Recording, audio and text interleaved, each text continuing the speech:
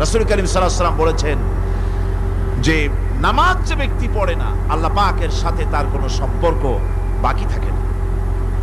সুতরাং এই নামাজটা হচ্ছে এই যে একমাত্র একাগ্র চিত্তে আদবের সাথে আল্লাহর সামনে রুজু হয়ে যাওয়া। কোরআনে কারীম বলছে মুনিবিনা ইলাইহি ওয়াত্তাকুহু ওয়া আকিমুস সালাতা ওয়া লা তাকুনু মিনাল মুশরিকিন।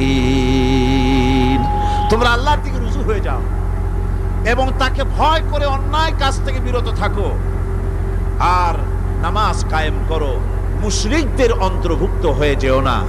নামাজ কায়েম করা, নামাজের আদেশ কোরআনে কারীমের মধ্যে আল্লাহ পাক বহু জায়গায় করেছেন।